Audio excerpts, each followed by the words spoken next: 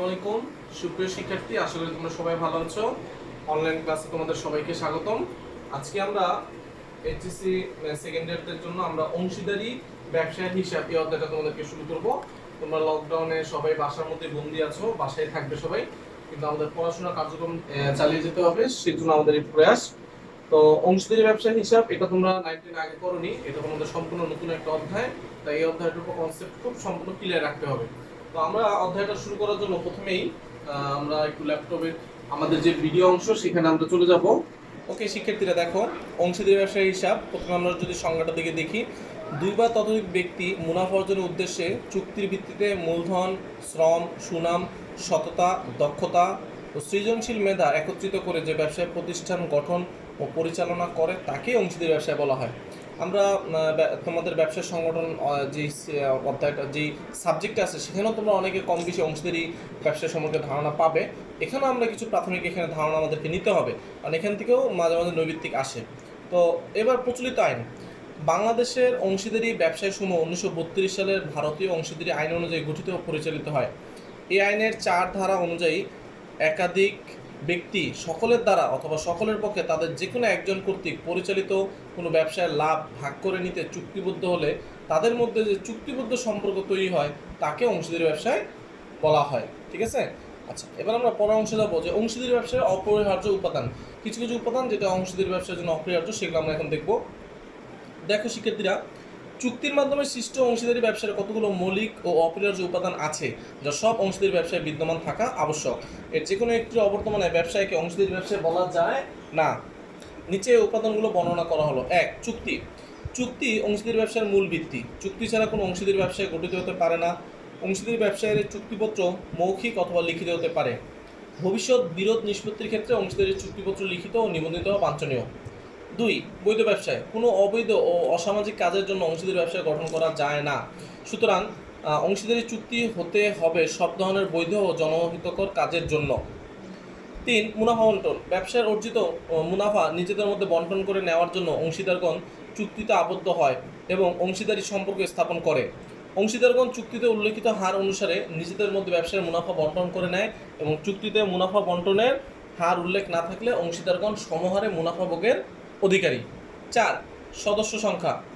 সাধারণ অংশীদারি ব্যবসায়ের সদস্য সংখ্যা 2 থেকে 20 জনের মধ্যে সীমাবদ্ধ থাকে, কিন্তু ব্যাংক অথবা অন্যান্য আর্থিক বা মহাজনী ব্যবসায়ের সদস্য সংখ্যা 2 থেকে 10 জনের মধ্যে সীমাবদ্ধ থাকে। 5. ব্যবসায় পরিচালনা। অংশীদারি ব্যবসায় সকল অংশীদার দ্বারা অথবা সকল অংশীদারের পক্ষে যে কোনো এক বা দুজন দ্বারা পরিচালিত হয়। ব্যবসায় পরিচালনা অংশীদারগণ একে অন্যের প্রতিনিধি রূপে কাজ করে থাকে। 6. অসীম দায়। ব্যবসায় পরিচালনায় অংশীদারদের দায় দায়িত্ব অসীম। ব্যবসায় সব ধরনের দায় দেনার জন্য অংশীদারগণ যৌথভাবে এবং ক্ষেত্রভেদে এককভাবে দায়ী হয়ে থাকে। এমনকি ব্যবসায় দায় দেনার জন্য অংশীদারগণের ব্যক্তিগত সম্পত্তিও দায়বদ্ধ হতে পারে। এবার আমরা অংশীদারি ব্যবসার বৈশিষ্ট্য দেখব। দেখো, বেশ কিছু বৈশিষ্ট্য আছে। 1 নাম্বার, চুক্তিবদ্ধ সম্পর্ক। অংশীদারদের মধ্যে অবশ্যই চুক্তিবদ্ধ সম্পর্ক থাকতে হবে। এরূপ চুক্তি লিখিত ও মৌখিক হওয়া উভয়ই হতে পারে। সামাজিক মর্যাদা বা জন্মগত অধিকারে অংশীদার হওয়া যায় না। জন্মগত অধিকার সূত্রে কয়েকজন ব্যক্তি মিলে একত্রে কোনো ব্যবসা করলেও তাকে অংশীদার ব্যবসা বলা যায় না, অর্থাৎ চুক্তি অংশীদারি ব্যবসার ভিত্তি। নাম্বার 2, সদস্য সংখ্যা ও সদস্যদের যোগ্যতা। এর সর্বনিম্ন সদস্য সংখ্যা 2 জন এবং ব্যাংকিং ব্যবসায় ব্যতীত অন্যান্য ব্যবসার ক্ষেত্রে সর্বোচ্চ সদস্য সংখ্যা 20 জন। ব্যাংকিং ব্যবসায়ের সর্বাধিক সদস্য সংখ্যা 10 জন। যদি এর ব্যতিক্রম ঘটে তবে তাকে অংশীদারি ব্যবসায় বলা যাবে না। 3, ব্যবসায়িক উদ্দেশ্য ও মুনাফা অর্জনের লক্ষ্য। 2 বা ততোধিক ব্যক্তি চুক্তিবদ্ধ হয়ে ব্যবসায়িক উদ্দেশ্যে ও মুনাফা অর্জনের উদ্দেশ্য নিয়ে সংগঠিত হলেই কেবল অংশীদারি ব্যবসা গঠিত হয়। অন্য কোনো উদ্দেশ্যে এরকম কোনো চুক্তি অংশীদারি ব্যবসায় বলে গণ্য হবে না। 4, পরিচালনা ও ব্যবস্থাপনা অংশগ্রহণ। প্রত্যেক অংশীদারই ব্যবসায় পরিচালনায় অংশগ্রহণ করতে পারে, তবে সব অংশীদারের পক্ষে একজন অংশীদার বা একাধিক অংশীদারও ব্যবসায় পরিচালনায় অংশগ্রহণ করতে পারে, যা চুক্তিতে উল্লেখিত হতে হবে। 5, মূলধন সরবরাহ ও মুনাফা বন্টন। চুক্তির ভিত্তিতে অংশীদারগণ মূলধন সরবরাহ করে থাকেন এবং মুনাফা বন্টনও চুক্তি অনুযায়ী হয়ে থাকে, তবে চুক্তির অনুপস্থিতিতে সমহারে মুনাফা বন্টিত হয়ে থাকে। এই জিনিসটা খুবই ইম্পর্টেন্ট, আমরা যখন অঙ্কে যাব তখন এই জিনিসটা কাজে লাগবে। চুক্তির অনুপস্থিতিতে সমহারে মুনাফা বন্টন হয়ে থাকে। 6, আইনগত সত্তার অভাব ও অংশীদারিগণের দায় অসীম। অংশীদারি ব্যবসায়ের অংশীদার নামেই পরিচিত হয়, এর আলাদা কোনো সত্তা নেই। সব অংশীদার ব্যবসায়ের পরিশোধ সমানভাবে অসীম দায়ে দায়ী থাকে, এমনকি তাদের ব্যক্তিগত সম্পদ হতেও ব্যবসায়িক দেনা তারা পরিশোধে বাধ্য থাকে। 7, চরম বিশ্বাস। অংশীদারদের মধ্যে পারস্পরিক চরম আস্থা ও বিশ্বাস না থাকলে ব্যবসায়ের পরিচালনা ও ব্যবস্থাপনা অসম্ভব। এছাড়াও একজনের উপর আরেকজনের আস্থার অভাবে ব্যবসার ব্যর্থতায় পর্যবসিত হতে পারে। তাই এ ব্যবসায় অবশ্যই পারস্পরিক গভীর আস্থা ও বিশ্বাস থাকতে হয়। 8, একজন অংশীদারের কার্যক্রম দ্বারা অন্যান্য অংশীদারদের দায়বদ্ধ করার ক্ষমতা। খেয়াল করো শিক্ষার্থীরা, অংশীদারগণ একে অপরের প্রতিনিধি স্বরূপ ব্যবসায় সংক্রান্ত কার্যাবলী সম্পাদন করে। অতএব ব্যবসায় পরিচালনায় কোনো একজন অংশীদার তার ব্যবসায় সংক্রান্ত স্বাভাবিক কার্যাবলী দ্বারা অন্য অংশীদারদের দায়বদ্ধ করতে পারে। 9, স্বেচ্ছাকৃত যৌথ মালিকানাধীন ব্যবসা প্রতিষ্ঠান। 2 বা ততোধিক ব্যক্তি স্বেচ্ছাপ্রণোদিত হয়ে চুক্তি অনুযায়ী অর্থ, দক্ষতা, শ্রম বা মেধা ও সুনাম সরবরাহ করে অংশীদারি ব্যবসায় যৌথ দায়িত্বে যৌথ মালিকানা অংশীদারি ব্যবসা গঠন করে।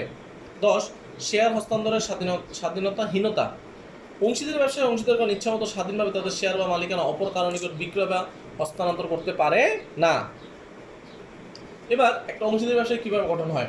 অংশীদারি ব্যবসা গঠন খুবই সহজ। এই ব্যবসা গঠনে তেমন কোনো জটিল আইনগত আনুষ্ঠানিকতা পালন করতে হয় না। বাংলাদেশে বলবৎযোগ্য বা প্রচলিত 1932 সালের অংশীদারি আইন অনুযায়ী এই দেশে অংশীদার ব্যবসা গঠিত, নিয়ন্ত্রিত ও পরিচালিত হয়। প্রাপ্তবয়স্ক, সুস্থ মস্তিষ্ক সম্পর্ক ও আর্থিক দিক দিয়ে সচ্ছল যে কোনো ব্যক্তি ও ব্যক্তি সংঘ এই ব্যবসা গঠন করতে পারে। সাধারণ ব্যবসায়ের ক্ষেত্রে এই ব্যবসায় সদস্য সংখ্যা 2 থেকে 20 জন, ব্যাংক ও অন্যান্য আর্থিক ব্যবসা বা মহাজনের ব্যবসায় এই সদস্য সংখ্যা 2 থেকে 10 জনের সীমাবদ্ধ থাকে। এবার অংশীদারি ব্যবসার গঠন ও সম্পর্ক চুক্তিভিত্তিক। চুক্তির মাধ্যমে এই ব্যবসা গঠিত হয়। এই চুক্তি মৌখিক বা লিখিত হতে পারে। অংশীদারদের মধ্যে ভবিষ্যতে বিরোধ ও মতানৈক্য দূরীকরণের স্বার্থে অংশীদারি চুক্তিপত্র লিখিত ও নিবন্ধিত হওয়া বাঞ্ছনীয়। অংশীদারি চুক্তি নিবন্ধনের উদ্দেশ্যে রেজিস্ট্রারের কাছে আবেদনপত্র পেশ করার সময় আবেদনপত্রে নিম্নলিখিত তথ্যগুলো উল্লেখ করতে হয়। প্রথম হচ্ছে ব্যবসার নাম ও ঠিকানা, তারপর হচ্ছে ব্যবসার উদ্দেশ্য প্রকৃতি, 3, ব্যবসার অবস্থান ও সম্ভাব্য এলাকা, 4, ব্যবসায় প্রতিষ্ঠার তারিখ, 5, অংশীদারদের ব্যবসায় যোগদানের তারিখ, 6, অংশীদারদের নাম ও ঠিকানা, পেশা, 7, সবার পক্ষে ব্যবসায় পরিচালনা অংশগ্রহণকারী অংশীদারদের নাম ও তার সম্মতিপত্র, 8, ব্যবসায় সম্ভাব্য মেয়াদ কার্যকাল।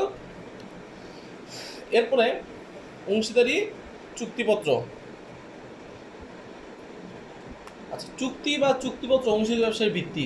চুক্তিপত্র অংশীদারি ব্যবসায়ের অস্তিত্বের প্রমাণস্বরূপ। এর উপর ভিত্তি করে রচিত হয় অংশীদারদের পারস্পরিক সম্পর্ক, সৃষ্টি হয় তাদের অধিকার ও কর্তব্য এবং নির্ধারিত হয় দায়িত্বের পরিসীমা। সুতরাং বলা যায় যে দলিলে অংশীদারি ব্যবসায় যাবতীয় শর্তাবলী যেমন গঠন, নিয়ন্ত্রণ, অভ্যন্তরীণ ব্যবস্থাপনা ও পরিচালনা বিধি উল্লেখ থাকে এবং যে দলিলের মাধ্যমে অংশীদারদের মধ্যে পারস্পরিক সম্পর্ক, অধিকার, কর্তব্য, দায়িত্ব নির্ধারিত হয় তাকে অংশীদারি চুক্তিপত্র বলে। অংশীদারি চুক্তিপত্রে মৌখিক বা লিখিত হতে পারে। অংশীদারদের মধ্যে ভবিষ্যতে বিরোধ ও মতানৈক্য দূরীকরণের প্রয়োজনে এবং ব্যবসায় সুষ্ঠু পরিবেশ বজায় রাখার স্বার্থে অংশীদারি চুক্তিপত্র লিখিত ও নিবন্ধিত হওয়া বাঞ্ছনীয়। একটি লিখিত চুক্তিপত্রে মোটামুটি নিম্নলিখিত ধারা বা বিষয়গুলো উল্লেখ থাকা প্রয়োজন। 1, ব্যবসার নাম ঠিকানা, 2, ব্যবসার উদ্দেশ্য প্রকৃতি, 3, ব্যবসার অবস্থান ও ব্যবসার সম্ভাব্য এলাকা, 4, ব্যবসায় আরম্ভের তারিখ ও সম্ভাব্য কার্যকাল, 5, ব্যবসার মোট মূলধনের পরিমাণ ও প্রত্যেক অংশীদার কর্তৃক সরবরাহকৃত মূলধনের পরিমাণ, 7, মূলধনের প্রকৃতি, মূলধন স্থিতিশীল না পরিবর্তনশীল, 8, ব্যবসার অভ্যন্তরীণ পরিচালনা ও ব্যবস্থাপনা সংক্রান্ত নীতিমালা, 9, ব্যবসায় নতুন অংশীদার গ্রহণ, পুরাতন অংশীদার অবসর লাভ এবং বহিষ্কার সংক্রান্ত নিয়মাবলী, 10, অংশীদারদের মধ্যে মতবিরোধ, মত পার্থক্য, মতনৈক্য, বিরোধ নিষ্পত্তির কৌশল, অংশীদারদের অধিকার, কর্তব্য, দায়িত্ব, 12, ব্যবসায় হিসাব রক্ষণ পদ্ধতি, 13, ব্যাংক হিসাব পরিচালনার জন্য ক্ষমতাপ্রাপ্ত অংশীদারের নাম, 14, অংশীদারদের মধ্যে লাভ লোকসান বন্টনের হার, 15, সক্রিয় অংশীদারকে বেতন ভাতা বা কমিশন দেওয়া হবে কিনা বা দিলে কী হারে সেটা, 16, ব্যক্তিগত প্রয়োজনে অংশীদারগণ ব্যবসা থেকে অর্থ উত্তোলন করতে পারবে কিনা, পারলে তার মাসিক বা বার্ষিক পরিমাণ কত, 17, অংশীদারদের মূলধন বা উত্তোলনের উপর সুদ ধার্য করা হবে কিনা, হলে তা কত হারে, 18, নবাগত বা মৃত বা অবসরপ্রাপ্ত অংশীদারদের সুনাম সংক্রান্ত হিসাব নিকাশ প্রণালী, 19, কোনো অংশীদারের মৃত্যু হলে, মস্তিষ্কে বিকৃতি ঘটলে কিংবা দেউলিয়া হলে ব্যবসায়ের অবসান ঘটবে না, ব্যবসা চলমান থাকবে। ব্যবসা চলমান থাকলে তার পরিচালনা পদ্ধতি। 20, কোনো অংশীদারের কাছ থেকে অগ্রিম বা ঋণ গ্রহণ করা হলে তাকে কত হারে সুদ দিতে হবে। ব্যবসায় তারপর হচ্ছে ব্যবসায় বিলোপ সাধন প্রণালী। 22, বিলোপ সাধন পরবর্তীকালীন হিসাব নিকাশ নিষ্পত্তিকরণ পদ্ধতি ইত্যাদি। চুক্তিপত্রের অবর্তমানে অংশীদারি ব্যবসায়ের প্রযোজ্য নিয়মাবলী। বাংলাদেশে প্রযোজ্য 1932 সালের ভারতীয় অংশীদারি আইনে বলা আছে। শিক্ষার্থীরা, এই টপিক্সটা খুবই ইম্পর্ট্যান্ট, তোমরা একটু মনোযোগ দিবে। এই টপিক্স থেকে এমসিকিউ বিভিন্ন বোর্ড পরীক্ষা নৈবিত্তিক আসে, প্লাস তোমার অঙ্কের বিভিন্ন ক্ষেত্রে এখানে বিভিন্ন জিনিস কাজে দিবে। সো প্লিজ এই টপিক্সটা তোমরা খুব ভালো মতো মনোযোগ দিবে। বাংলাদেশের প্রযোজ্য 1932 সালের ভারতীয় অংশীদারি আইনে বলা আছে, চুক্তিপত্রের অবর্তমানে নিম্নোক্ত বিধান অনুযায়ী অংশীদার ব্যবসায় পরিচালিত হবে? ক, সব অংশীদার সমানভাবে অংশীদারের ব্যবসায় পরিচালনায় অংশগ্রহণ করতে পারবেন। খ, ব্যবসার লাভ ক্ষতি সমানভাবে ভাগ করে নিতে হবে। খেয়াল করো শিক্ষার্থীরা, যদি চুক্তিপত্রে কোনো কিছু বলা না থাকে কে কোন অনুপাতে লাভ ক্ষতি বন্টন করে নেবে, তখন আমরা অবশ্যই সমান ভাগে ভাগ করে দিব। মূলধন উত্তোলনের উপর কোনো সুদ ধরা যাবে না। যদি চুক্তিপত্রে কোনো কিছু বলার না থাকে তাহলে মূলধন উত্তোলনের উপর সুদ ধার্য করা যাবে না। তারপর অংশীদার কর্তৃক প্রদত্ত ঋণের উপর 6% সুদ ধার্য করতে হবে। ভেরি ভেরি মাচ ইম্পর্টেন্ট, আমাদের অঙ্কে গেলে প্রায় এই কাজটা আসবে। অংশীদার কেউ ঋণ প্রদান করলে তাকে 6% সুদ প্রদান করতে হবে, ঠিক আছে? আচ্ছা, তারপরে হচ্ছে সব অংশীদার মূলধনের সুদ দিতে সম্মত হলে কেবল তা মুনাফা হতে দেয়া হবে। চ, সব অংশীদার সমানভাবে মূলধন সরবরাহ করবেন। ছ, অংশীদারগণ তাদের কাজের জন্য কোনো পারিশ্রমিক দাবি করতে পারবেন না। জ, ব্যবসায় দায়ের জন্য অংশীদারগণ সম্মিলিতভাবে বা ব্যক্তিগতভাবে দায়ী হবেন। ঝ, সব অংশীদারের মতামত ছাড়া কোনো নতুন অংশীদার গ্রহণ করা যাবে না। নিয়, ব্যবসায় পরিচালনায় মতপার্থক্য দেখা দিলে সংখ্যাগরিষ্ঠ সদস্যের সিদ্ধান্তই চূড়ান্ত বলে গণ্য হবে। ট, কোনো অংশীদারের কার্যকলাপে ব্যবসায় ক্ষতিগ্রস্ত হলে ওই অংশীদার ব্যবসায়ীকে ক্ষতিপূরণ দিতে বাধ্য থাকবে। ঠ, দেউলিয়া অংশীদারের সম্পত্তি হতে ব্যবসায় দেনা পরিশোধ করতে হবে। ড, হিসাবে যাবতীয় বই ও খাতাপত্র ব্যবসায় প্রধান কার্যালয়ে সংরক্ষিত থাকবে এবং উক্ত হিসাবপত্র পরিদর্শন ও প্রতিলিপি গ্রহণের অধিকার সব অংশীদারেরই থাকবে। ড, অংশীদারদের সর্বসম্মত সিদ্ধান্ত দ্বারা ব্যবসায় বিলোপ সাধন করতে হবে। তো আজকে পরবর্তী ক্লাসে